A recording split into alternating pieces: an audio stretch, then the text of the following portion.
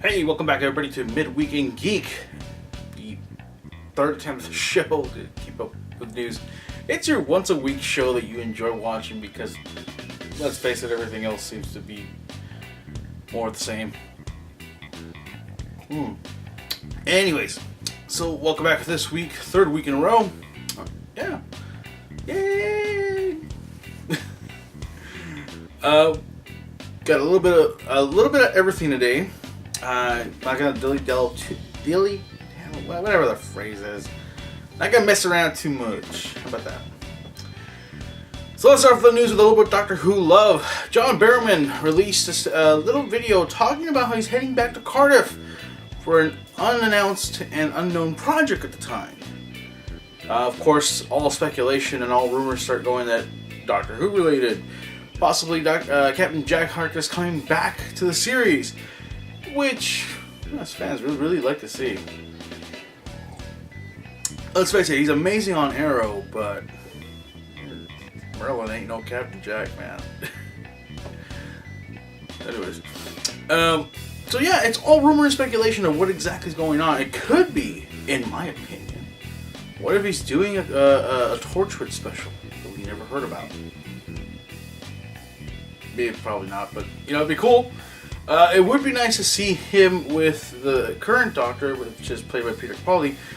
But it kind of stinks that, you know, we just had River leave the series, basically. And that really stinks. Because that means that we're not going to have a Jack and River crossover special. I mean, we technically had it happen off camera, basically, where she talked about getting the Vortex Manipulator off a very handsome time. Oh gosh, I forgot what his title was. But anyways, moving on. So yeah, I'll be very excited to see what is going on, if he's doing a Doctor Who, or if he's doing something original and new. Don't know. Like I said, I really enjoyed him on Arrow, and I really enjoyed him, loved him as Captain Jack, and we'll see what happens.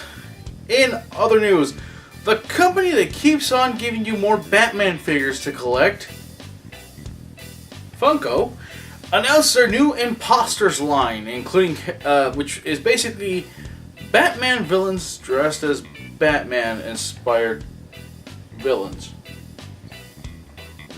Essentially, they took the Batman mold and gave it a new paint job, featuring characters like the Penguin, Two-Face, Scarecrow, and the Riddler. And then took the Batgirl mold and made Harley Quinn and Poison Ivy. No Joker, no Killer Croc, Mr. Freeze. I'm trying to think of a few others. Ra's al Ghul. Nope. Just Penguin, Two-Face, Riddler, Scarecrow, Quinn, and Ivy. Here's my big concern, and it's not a concern, it's more like a complaint. Whoever is in charge of design choices at Funko, you really got a hard love for Batman, don't you? I mean, Funko keeps recycling the Batman mold, the same Batman mold they've been using forever. And if they don't reuse the same mold, they just keep pushing out Batman figurines. I own two. Classic Batman and Batman that comes with the Batmobile, which is the Adam West inspired Batman. Other than that, I could never keep up. There are so many variations. Look it up. I can tell you right now, there's at least over 40. Because in my head right now, I've already counted up to 20 of them. 6 of them being inspired by a minor comic book incident where Batman wore different colored costumes to defeat a villain. So, not to mention, I also own the Dark Knight Rises Batman at one point. So yeah, just look it up. There are so many variations of the same Batman pop vinyl Funko figures. It's ridiculous. I mean, there's the new Comic Con exclusives, the WonderCon exclusives, the glow in the dark, the non glow in the dark, the glitter, the blah blah blah blah blah blah. Every version that could possibly exist. Somebody rip butt in the right direction. There you go. That's a special edition from Funko. It really got it hard for Batman, but hey, if you're into Batman, that's cool. If you love collecting the Batman Funkos, that's great. That's your choice. I'm really, the only Funko stuff I collect is what I get in the mail from my subscription boxes, and that's really it. There are a few Doctor Who ones I'd like to buy, but I really can't afford to keep buying these $10 to $20 figures every time they come out. Alright, moving on. Speaking of companies that keep pouring out stuff that I can't afford to keep buying, Nintendo announces that their next 2 mobile games, which are based off Fire Emblem and Animal Crossing, will also be free to play, because Miitomo set the standard.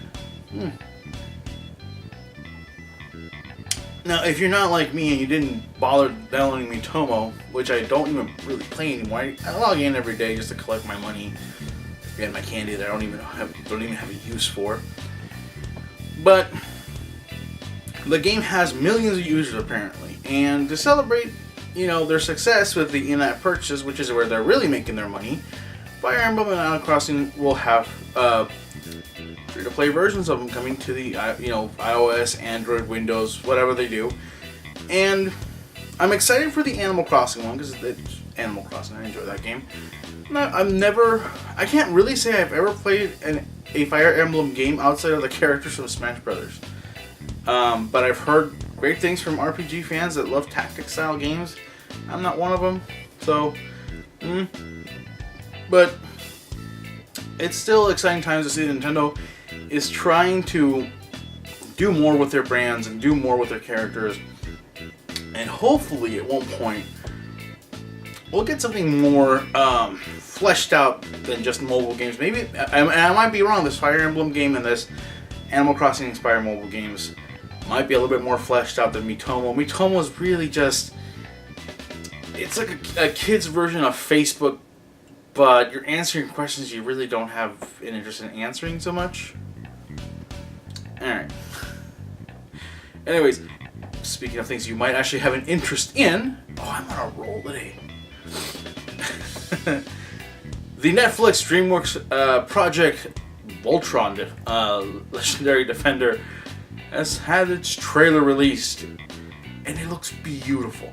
I was a fan of Voltron when I was a little kid. I owned the yellow line and the green line, and never completed the set. But I've always wanted to. Unfortunately, Voltron figures have always been very expensive, usually because the good ones are the very big, massive ones that you want the detail on. But now Netflix and DreamWorks are releasing this new series, and it reminds me a lot of the Thundercats reboot that went on Cartoon Network and promptly got canceled by Cartoon Network because, if it's a hit, it must be canceled because it's Cartoon Network. I mean, jeez, Young Justice, even the Green Lantern one that I didn't like that much got canceled. Anyways, this new series looks promising. The lions look amazing. The visual art is beautiful. And the voice acting seems to be really on par. It looks great. It sounds great. On June... oh gosh, what does it release? On June 10th. I was thinking 9th, but that might be a day early. On June 10th, the full series gets released, or at least the first full season. If they do a second, we'll find out later. But I know what I'll be doing on June 10th. Yeah, probably going over to my friend's house and binge it with him, which is going to be tons of fun. So, on to gaming once again. Well, we've got the announcement that Far Harbor, the third of the Fallout 4 expansion packs, is coming out, and it's due out on May 19th. So we're only about a little bit over a week away to get our hands on it. And I can tell you, I'm excited. It's going to be it's supposed to be an even bigger expansion pack than Skyrim, which was already that one big island one, I can't remember what it's called, is huge. Apparently this one's so big that you actually have to basically transport yourself out of the main, Boston area and go into Bar Harbor, known as Far Harbor in the game. And, this is huge expansion pack. So, we're excited about that. We've known about that. What we've been waiting to hear about is the creation kit. When are we going to see the creation kit? When are console players going to be allowed to do what PC players have been doing since before the creation kit? Easy. Xbox One players get to do it shortly after the release of Far Harbor, which is the 19th, so that means that probably within a few days, maybe a week.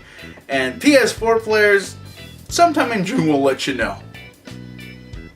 That's what it comes down to. I don't understand why Bethesda has this like subtle dislike for PS4 players, or is it Sony that's making it hard for them to do this stuff? I don't know. Is it Microsoft that's buttering up the right hands with some extra cash? Because that was the thing about Fallout 4 when it released. They were very clear on no vendor, no retailer, no nothing is getting an advantage in DLC or unique items. Nothing. Everybody can just buy the game anywhere, and it's the same thing for everyone. But it seems that now, post-release, the DLC gets a preferential treatment for the Xbox One. This is not the first time this has happened. The first release, which is Automatron, was released on the Xbox One and at midnight alongside the PC, but yet the PS4 did not get released till 1 o'clock that afternoon later that day. And granted, in my case, I couldn't even get to the game till about 3 o'clock in the afternoon anyway, but it would have been nice to know that my PS4 was already downloading and it was ready for me to play, but no, I'm a PS4 player, so I got, shanked on that one. So, I don't get it. I'm sure there's some real reason behind it. It's, I just like to poke fun of the fact that, why the hate, man?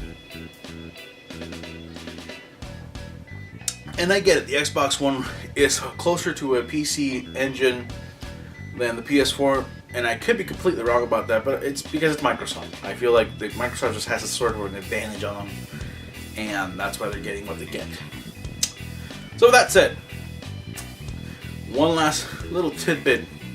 Actually, two last little tidbits, and they're both Disney related, Marvel related in a way. First and foremost, I'm gonna bring it down a little bit, and we have a 5-second moment of silence for Disney Infinity, which was announced to be discontinued this year. In June, they will be releasing the last 2 sets they announced, and post-June, it's done.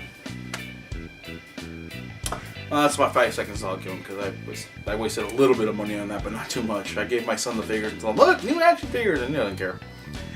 It kind of stinks for a lot of players, because a lot of people did invest in collecting every single one, including special editions, limited editions from stores, and now you're kind of getting the big old that you're not going to get anymore. The Star Wars version, I didn't purchase because honestly, at $12 a pop, it's a lot of stuff to buy for a game that when I bought the clearance version of the second edition, I wasn't impressed. It looks like it is a fun game, but it gets tedious and repetitive, and honestly, just like Skylanders, if you don't have enough figurines sitting around, you don't have enough lives to sacrifice in the game. So the sad part is I really, really liked the figures. Like, they were really cool. The Hulk was the one that sold me, and I wish I would have gotten the Hulk Buster and stuff, but maybe now that they're going to clearance them out, maybe I will pick up a few of them at stores and just kind of hope that I have room to put them somewhere. Because I do have a full Guardian set. I have an almost complete Avengers set. I never bothered with any of the Disney ones, although because I was buying them through GameStop, I did pick up Magician Mickey and Jack Skellington. Oh, and Baymax and Hero, but those are technically Marvel. But outside of that, to those of you who really enjoyed the game, you should have seen it coming when Apple announced that their version of Infinity for Apple TV was getting canceled last month. So it was a heads up. Should have seen it coming. Real sorry. But now, let me cheer you up. Do yourself a favor after you watch this video. Head over to Honest Trailers, or better yet, just click on the Geek Castillo Facebook page and find the Honest Trailer for Deadpool. Yes, Honest Trailers, Screen Junkies themselves did an honest trailer on Deadpool with special guest Deadpool. Ryan Reynolds reprised his role to voice the character and, of course, promote the movie, because that's what he does.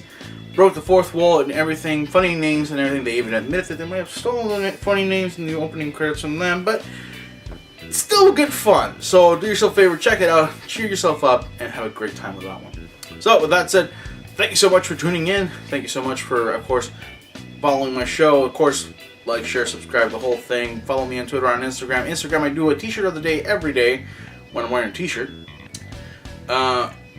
And follow me on Facebook. I do a lot of work with conventions like CondoreCon and San Diego WhoCon, and I keep people updated and posted on stuff that's going on there.